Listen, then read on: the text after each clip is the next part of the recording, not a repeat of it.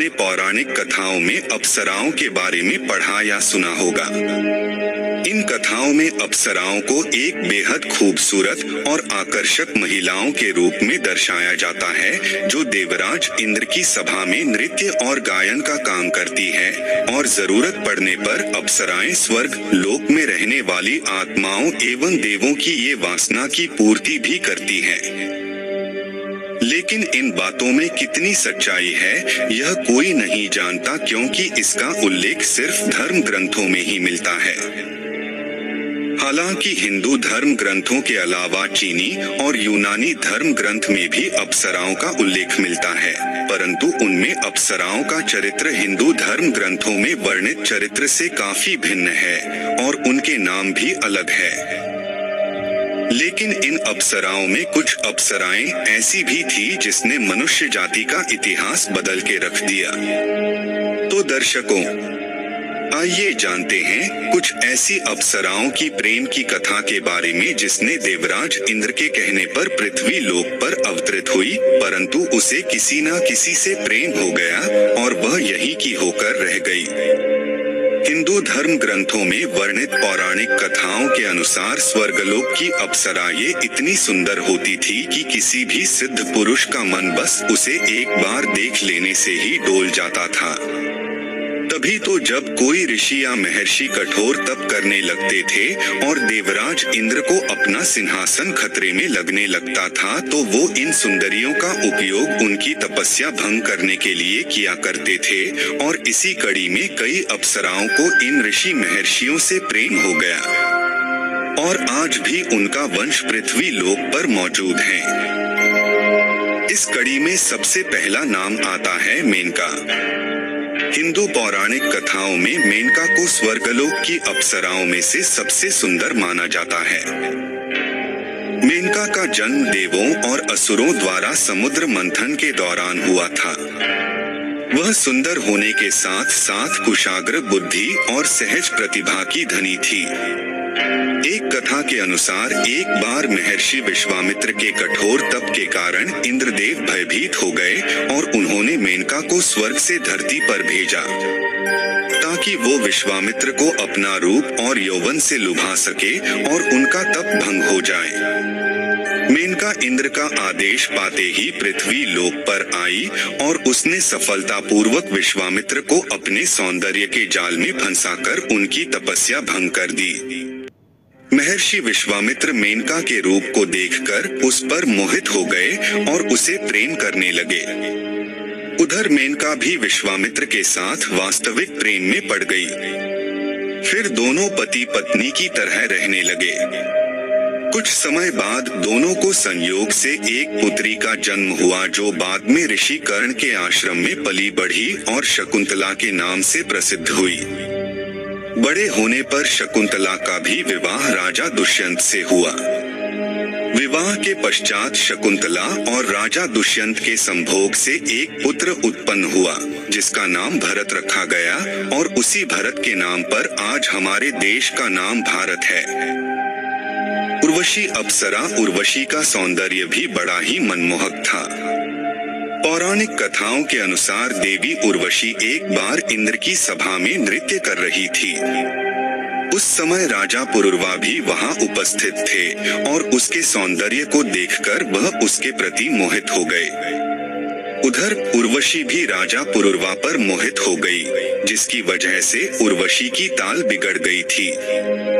इस बात का पता जब देवराज इंद्र को चला तो वह क्रोधित हो उठे।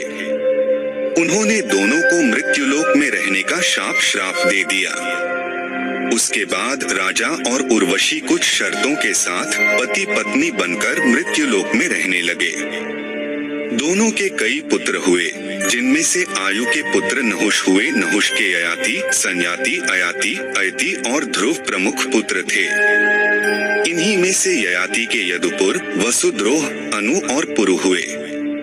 यदु से यादव और पुरु से पौरव हुए। पुरु के वंश में ही आगे चलकर गुरु हुए और कुरु से ही गौरव हुए।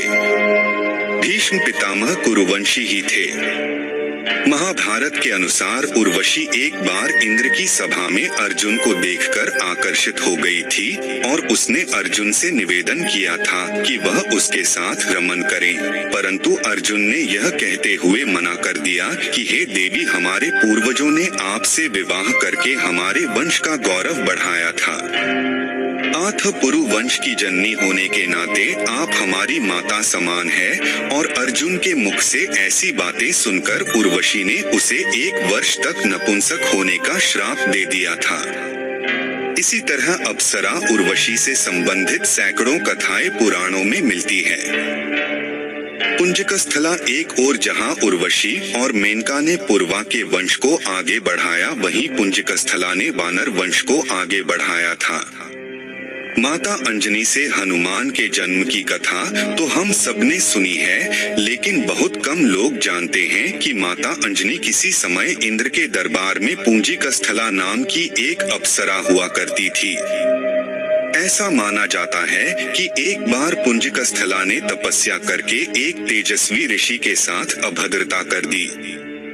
गुस्से में आकर ऋषि ने पुंजिकस्थला को श्राप दे दिया कि जा तू वानर की तरह स्वभाव वाली बन जा। ऋषि के श्राप को सुनकर पुंजिकस्थला ऋषि से क्षमा याचना मांगने लगी। तब ऋषि ने दया दिखाई और कहा कि तुम्हारा वह रूप भी परम तेजस्वी होगा। तुमसे एक ऐसे पुत्र का जन्म होगा जिसकी कीर्ति और यश से तुम्हारा नाम युगों युगों तक अमर हो जाएगा। इस तरह अंजनी को वीर पुत्र का आशीर्वाद मिला। इस श्राप के बाद पुंजिकस्थला धरती पर चली गई और वहां एक शिकारन के रूप में रहने लगी। वहीं उनकी मुलाकात केसरी से हुई और दोनों में प्रेम हो गया। केसरी और अंजना ने विवाह कर लिया, पर संतान सुख से वंचित थे। तब मतंग ऋषि की आज्ञा से अंजना ने तप किया। तब वायु देवता ने अंजना की तपस्या से प्रसन्न होकर उसे वरदान दिया कि तुम्हारे यहाँ सूर्य, अग्नि एवं सुवर्ण के समान तेजस्वी वेद वेदांगों का मर्मज्ञ विश्वंद्य महाबली पुत्र होगा। पवन देव की कृपा से पुंजिकस्थला को एक पुत्र मिला जिसका नाम आंजनेय रखा गया, जो आगे चलकर बजरंगबली और हनुमान के नाम से प्रसिद्ध हुए। रंभा अपने रूप और सौंदर्य के कारण तीनों लोगों में प्रसिद्ध थी और यही कारण था कि हर कोई उसे अपना बनाना चाहता था। रामायण में कुबेर के पुत्र नलकुबेर की पत्नी के रूप में रंभा का उल्लेख मिलता है। रामायण के अनुसार रावण ने रंभा के साथ बलात्कार करने का प्रयास किया था, जिसके चलते रंभा ने उसे श्राप दिया था कि आज के बाद जब भी तुम ना चाहने वाली किसी स्त्री से संबंध करोगे तब तुझे अपने प्राणों से हाथ धोना पड़ेगा। माना जाता है कि इसी श्राप के भय से रावण ने सीता हरण के बाद सीता को छुआ तक नहीं था। वहीं महाभारत में इससे तुरंग नाम के गंधर्व की पत्नी बताया गया है। इसके अलावा एक कथा के अनुसार एक बार विश्वामित्र की घोर तपस्या से विचलित होकर इंद्र ने रंभा को बुलाकर विश्वामित्र का तप भंग करने के लिए भेजा, परंतु जब वह पृथ्वी लोक पर आई तो ऋषि विश्वामित्र उसे देखते ही इंद्र का षड्यंत्र समझ गए और उन्होंने रंभा को 1000 वर्षों तक शिला बनकर रहने का श्राप दे डाला। सवाल ये उठता है कि अपराध तो इंद्र ने किया, फिर सजा रंभा को क्यों मिली? हालांकि वाल्मीकि रामायण की एक कथा के अनुसार एक ब्राह्मण द्वारा यह ऋषि के द्वारा श्राप से मुक्त हुई थी। तिलोत्तमा स्वर्ग की परम सुंदर अप्सराओं में से एक थी। वैसे तो तिलोत्तमा की कई कथाएं पुराणों में मिलती है, परंतु एक कथा के अनुसार एक समय हिरण्यकशिपु के वंश में निकुंभ नामक एक असुर उत्पन्न हुआ था, जिसकी सुंद और उपसुंद नामक 2 पराक्रमी पुत्र थे। सुंद और उपसुंद ने ब्रह्मा जी की घोर तपस्या की, जिससे प्रसन्न होकर ब्रह्मा जी ने उनसे वर मांगने को कहा, तो दोनों असुरों ने ब्रह्मा जी से अमरत्व का वरदान देने के लिए कहा, लेकिन ब्रह्मा जी ने यह वरदान देने से इनकार कर दिया और कोई दूसरा वर मांगने को कहा। तब दोनों भाइयों ने सोचा कि वह दोनों एक दूसरे से बहुत प्रेम करते हैं और आपस में कभी लड़ते नहीं। उनको पूर्ण विश्वास था कि वे कभी एक दूसरे के खिलाफ कुछ भी नहीं करेंगे। इसलिए उन्होंने ब्रह्मा जी से कहा कि उन्हें यह वरदान मिले कि एक दूसरे को छोड़कर इस त्रिलोक में उन्हें कोई भी ना मार सके। तब ब्रह्मा जी ने सुंद और उपसुंद को इस वरदान की स्वीकृति दे दी। उधर वरदान मिलने के बाद दोनों भाइयों ने तीनों लोकों में अत्याचार करने शुरू कर दिए, जिसके चलते हाहाकार मच गया।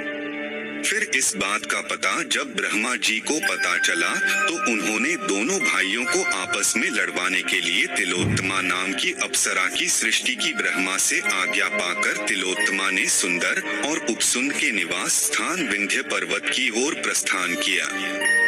एक दिन तिलोत्तमा को दोनों भाइयों ने गाते हुए देखा और दोनों ही उसे देखकर उस पर मोहित हो गए और अपना सुध बुध खो बैठे। जब उन्होंने शुद्ध संभाली तब सुंद ने उपसुंद से कहा कि यह अप्सरा आज से मेरी पत्नी हुई। यह सुनते ही उपसुंद क्रोधित हो गया और उसने कहा, नहीं, तुम अकेले ही यह निर्णय कैसे ले सकते हो? इससे पहले मैंने देखा है, आठ यह मेरी अर्धांगिनी बनेगी। बस फिर क्या था, दोनों ही भाई आपस में लड़ने लगे। बहुत समय तक उनमें लड़ाई चली और अंत में एक दूसरे के हाथों मारे गए। दर्शकों, इन 5 अप्सराओं के अलावा भी बहुत सी अप्सराएं हैं जिनका वर्णन हिंदू धर्म ग्रंथों में किया गया है और वे अप्सराएं भी इन्हीं की तरह सौंदर्य की देवी मानी जाती है।